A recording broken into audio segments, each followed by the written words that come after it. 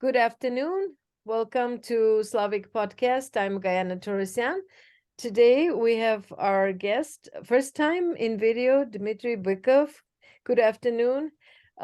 Please tell us how to address you, Mr. Bykov. If you need my sexual preference, I'm male and singular. Okay, I'm married, but as for my person, I have only one single person. I just meant to ask if you want Dmitry Lvovich or Mr. Dmitry, sure. Dmitry, I'm not too old. Okay, Dmitry is perfect. So you're Dmitry, I'm Gayana, and here we also have Sherwood, 2.5 years old. I had shared Loves broadcast. how many? He is 2.5, Yes. and he is my youngest son. Oh, In my previous marriages, I had 3 children. He is my fourth, and I'm sure not last. I'm We're happy. working on it. I'm happy to wish you all the best in Thank that you. regard. But I earlier shared a couple of questions with you to make sure that you understand where we stand. We're not going to be extra political, but nobody is apolitical. As you know, Dmitry, I am from Armenia. I was born and raised in Armenia, and this podcast is aiming to bring American listeners into our perspective to tell them how we feel about Russia, about Ukraine, about being from the Soviet Union, from the former Soviet Union, and living in a globalized society, if you consider it like that. My first question is, tell us a little bit about your work, because I looked you up, although I didn't have to. My mother knows you. My friends know you. Some of my friends know you in person from Pittsburgh, where you have lectured before. So tell our listeners what you do artistically, creatively, and journalistically. You see, Diana, it's strange that I'm the favorite writer of mothers. Practically all my interviewers and all my friends say, my mother adores you. Nobody of them says, I love your books, for example, or I like your lectures, I read all your features, and so on. Most of them say that my mother always listens for you, and so on. Maybe that's just a form of transfer. They're ashamed to say that they know nothing about my work, and so they say that all the questions for mother. Seriously, I've written about 90 books. 90. It's difficult to believe. I'm 55. I've written 12 novels, 3 books of biographies of different writers of different epochs. Sternaka, Kujava, Mayakovsky, then a big book about Gorky, then about 30 books of poetry, 5 books of short stories, many books of um, features and lectures, and so on. I'm father of 4 children. 3 of them were born in marriage. I was married 3 times. Now I live and work in Cornell. I'm writer in residence. I teach creative writing.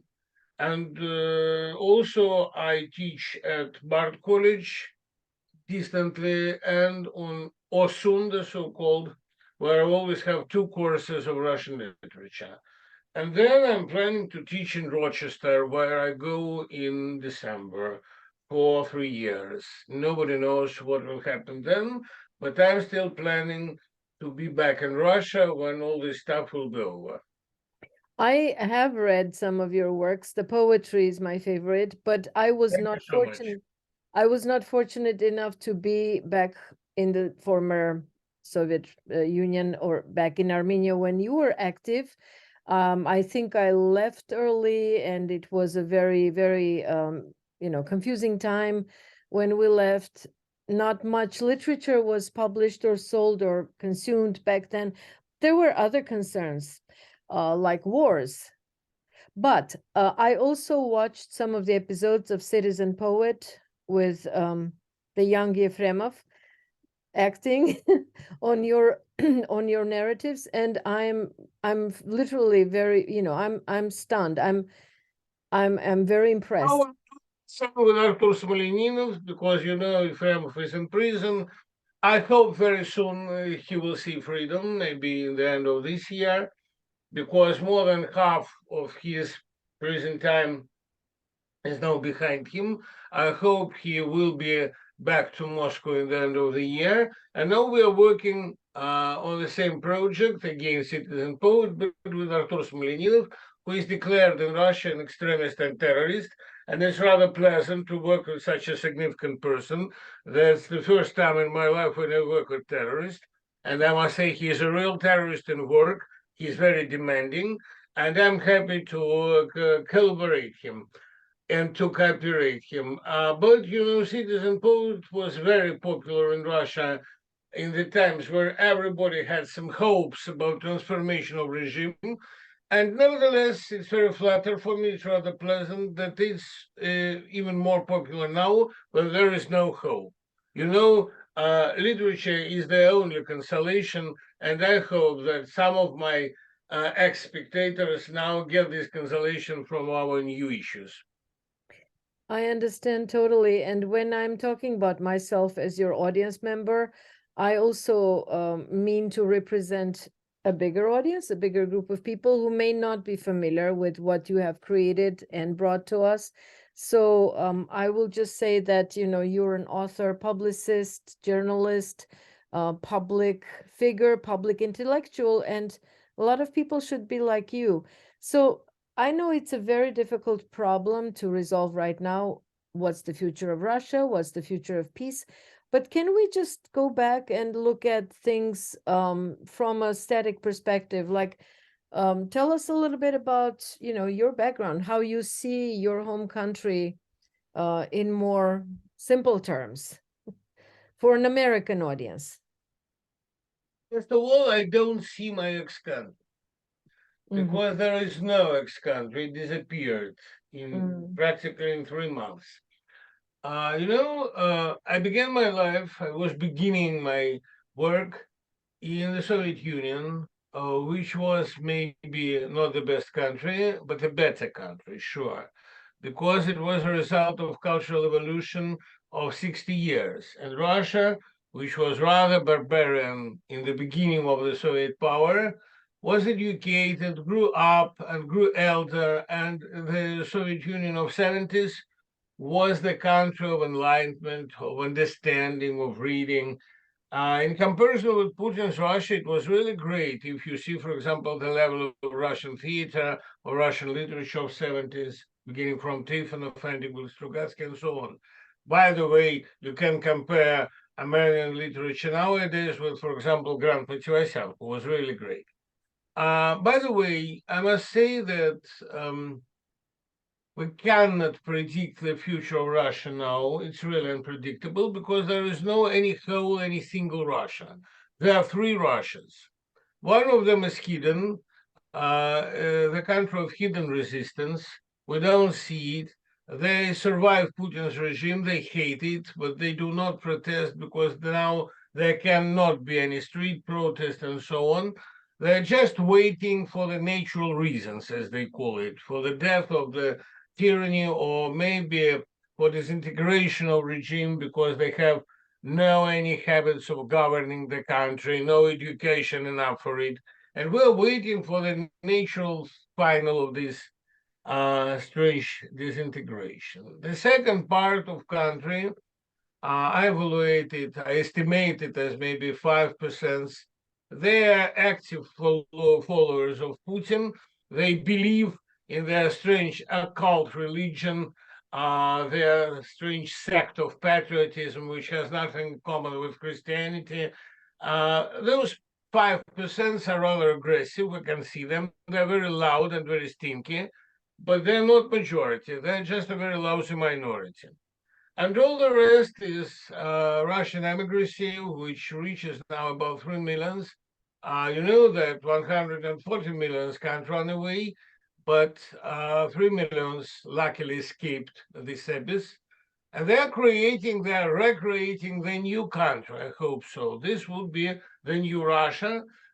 Sure, all those immigrants, as always, are arguing about projects of future, But I must say that I'm not frightened of this misunderstanding because, it's very fruitful to argue now. Later, when we begin to reconstruct the country, it wouldn't be no time. It would be no time for discussions. It would be time for ecstatic work and nothing more. Now we must plan the future country. I can't imagine how it will develop, but I'm quite sure that there would be no censorship and there would be free elections. That's quite enough. Uh, all other questions will be solved naturally, in natural way, like they're solved in the USA, for example, where the so-called intelligentsia or educated part of society is always arguing all the time about Trump, about taxes, about everything. And that is normal because a country which doesn't argue about its future has some similarity with symmetry. So how do you feel about America's attitude to Russia? One of the questions I wanted to ask you was the relationship between the two countries. And just to put it more openly, America appears to be pressuring, towards the support of Ukraine. And some Russians are writing that, some, not all, they're saying we're fighting against America. And I write back on social media, I haven't seen you around here with a gun. I'm sorry, I don't see how you're fighting against America. Americans are living their lives, but more culturally, more intellectually. How do you see this relationship at the moment? The paradox is that most of Russians would like to visit America, maybe to live there, but Mhm. nevertheless, those who never saw it and know nothing about it, they hate it.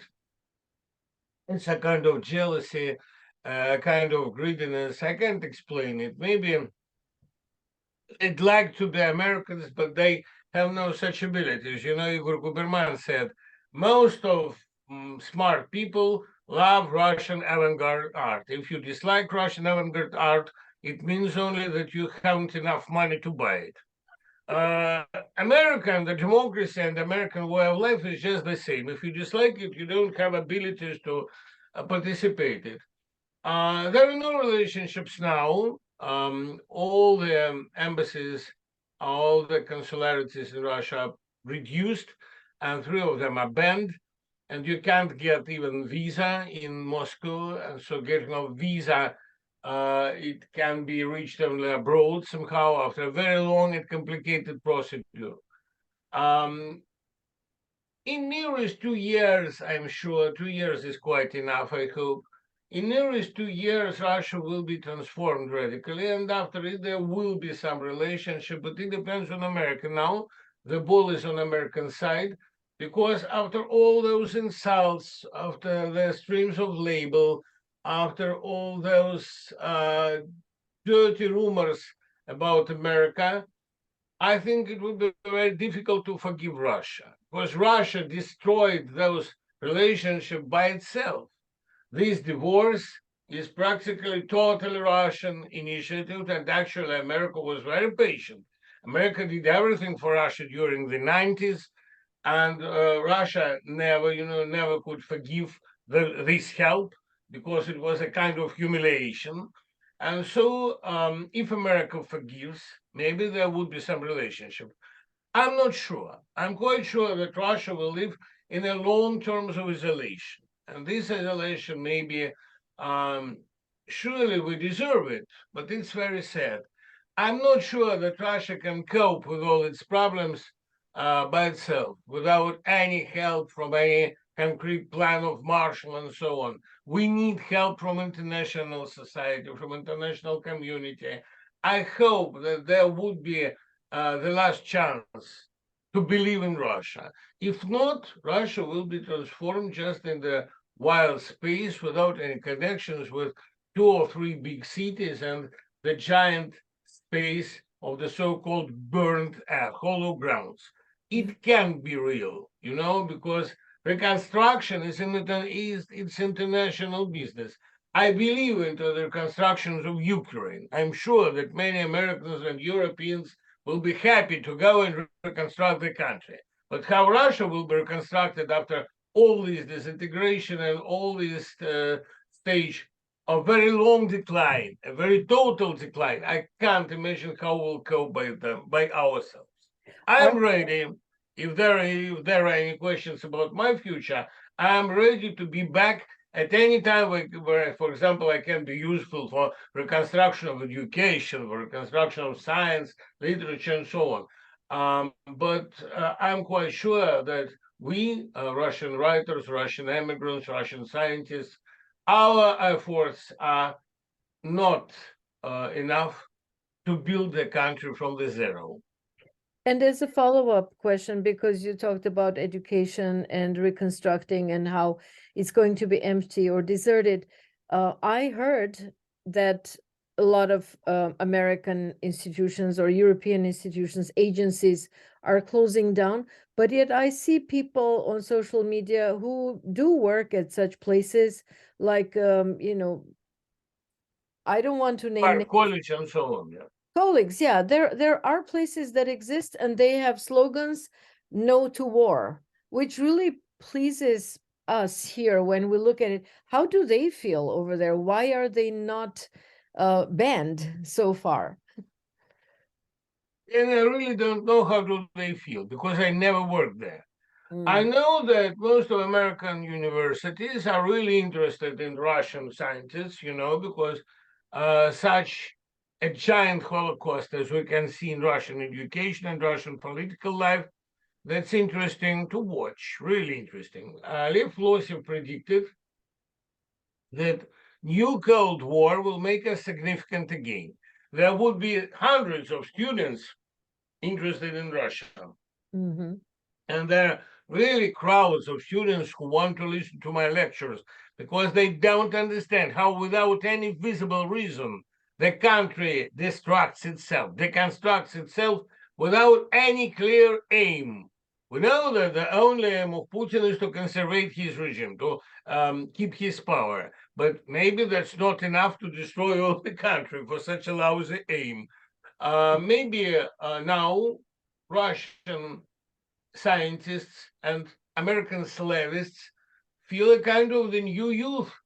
They're young again because they're interested. They are watched by students.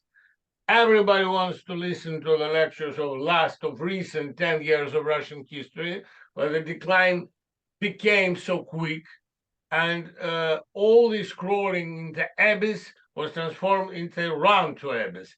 Now, for example, my book about Zelensky causes great attention from editors, and it is very flattering for me. There are topics about what we can speak, being interested in. Usual American or Russian slavist or usual American scientist had to convince students to visit his course. And now there is no such necessity. They all love to understand what happened to Russia. Like, for example, in the village, all the peasants are looking at the fire. Russia is on fire, and it's interesting. It is, yeah, it is a matter of enrollment, and I think your enrollments are spiking. You have no need to advertise. And yet, I will ask you to share some links after we speak. Maybe send me by email. I will attach it to my podcast so that our audience members who are not familiar with your works or they don't know what to look for, maybe they can click and look at some of the things that you want to share from your writing or, like lectures. For me, the situation is really rather pleasant when nobody knows about my previous works. 50 years of my previous life, they are just destroyed. Like, for example, Atlantida. There is nothing which I can show to American readers. All those books were significant by the people who are also destroyed for the epoch which is finished, and I have the advantage of a fresh start, a new start on the new territory. Sure, I don't have enough forces to write 50 more books, or for example, 90 more books, and no necessity in it. But I have a kind of posthumous situation. That's really interesting. When I was poisoned by Russian power, just when I was in the hospital, it was a great pleasure to read all those posthumous articles about my person. This was Wow. really a kind of posthumous experience. I never could guess what will they write after my death, and now I know. Some of them will say it as a chance for revenge because I wouldn't answer. Some of them are really very kind, saying that I was talented and kind person, and reading of it all is a great pleasure. Trust me, like intuitive, like soul, which looks at the body, looks at the past life. It was really not only very useful, but very curious. And now, when my Russian life is finished, I look at it again as, for example, snake looks at its leather, or, for example, the worm looks at its half when he's torn into two parts. That's interesting. And when you can be an absolute beginner, a fresh beginner, when you can begin from zero or maybe below zero, from something under zero, from minus, that's a kind, for example, to forget all your problems, all your troubles, and to build a new life. I'm young enough, and I have a young wife, which is only 25. We can begin the new life with our new baby. Uh, sure, I memorize sometimes my Russian life, mostly with horror. When I'm looking at it, I understand that I should jump away much earlier. But I hadn't such chance because my mother was alive and there was necessity to be and to work there. And by the way, it was a chance to stop everything. We didn't manage to stop it. As I wrote in one of my recent poems, if you can't stop everything, try to accelerate Mm. because you'll get more time to restore. Maybe I accelerated it because I called the things by their real names. Now, when I am sometimes rereading my early works for translation them into English, they are translated sometimes, I see that they were not bad. Most of the times, I understand the situation correctly. And now, when I begin my American life, it's just a grand pleasure to feel myself very young again, maybe like a graduate student, something like this. You are surrounded by great energy. I don't want to inquire you about your personal life, but I think we get a very happy picture. You can elaborate as much as you want later if you want, but I want to ask you about Ithaca. What do you think of Ithaca? Does it really need to be a sanctuary city? Do you need sanctuary protection, or you're a writer in residence? You're fine. Well, first of all, Nabokov was my neighbor, and Yes. it's pleasant because his spirit sometimes whispers me the most obscene scenes for my new novel, the most erotical ones. Then, Edic is a small city where nothing happens, and that's the optimal place for work. I have all day long, except, for example, going for a walk with child, with kid. I have practically 10 or 12 hours to write, to translate, to lecture. I lecture by Zoom in 3 places, and to travel through America with lectures. I spend in Ithaca only a week Hmm. during the month. Other 3 weeks goes for travels, for lecturing on the West Coast, and so on. I have many friends in America because I was working there practically for recent 10 years. The only difference is that sometimes I was back to Russia. Now there is no such possibility, and maybe that's better. I love America, I love its language, and mostly I love its literature, and I have a course on American Gothics, for example. So that's not something practically new for me. Community in Ithaca is very friendly. I try not to be too obsessive because, as you know, maybe I prefer to be alone with my family. I always was very far from, uh, except of some public meetings in the beginning of 10th. I was a very lonesome person, a very lonely one, and I love to be lonesome because, community is always dangerous. It seems somehow dangerous. I dislike crowds. I prefer to sit, for example, in my small room. That's the first time I have the personal cabinet.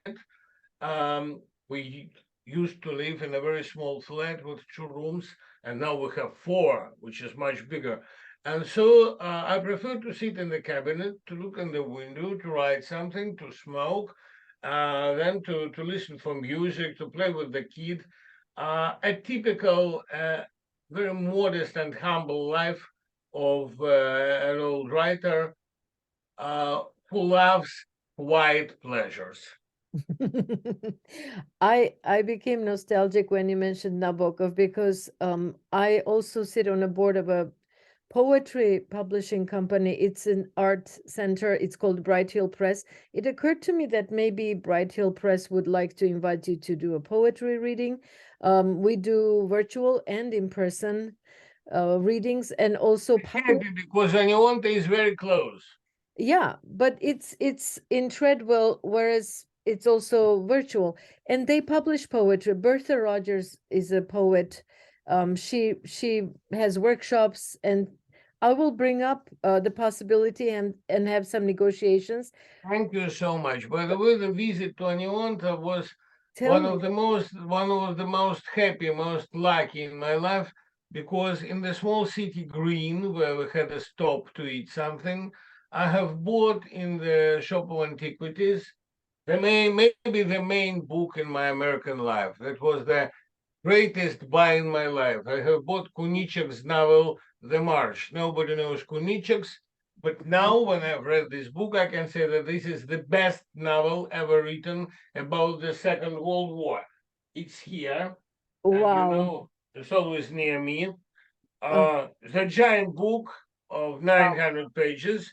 And I must say that this Polish novel, written in English, is maybe one of the greatest shocks in my reader's life. It's really great. It's a kind of fortune telling because when I open this book on any random page, I find my own ideas, my own problems. Only one writer gave me such ability before it. It was Bolaño. Now Kunichek is my favorite. He died 23 years ago in 2000, and now I am trying to find the license for translation because I insist on translating this book into Russian. This book is about Katyn, and it is really necessary for all Russians now. Oh, absolutely. And I missed you when you were here at the conference. But the remarkable thing also is that the conference was organized by our students, not the grown-ups, but the younger generation. Not to be ageist, but they're the learners of our lives and they're the future. Very impressed that they found you, they invited you, and you walked away with a good book and good I had very serious dialogues with them and very interesting arguments with them. Young people always understand me much better. Maybe because people of my age always have very strange prejudice, and I try to be original, and so young people understand me better. It's very flatter for me. Sure, I understand very well that I'm an old asshole and nobody needs me, but speaking with young gives me the sweet feeling of my, how to say, the sweet feeling of modernity. I Mhm. understand now that I predicted many important things. And they are those young which I try to keep, like in The Catcher in the Rye. I try to keep them on the way to abyss because two great generations of the 20th century were killed during 2 world wars. I hope this one would be kept from it.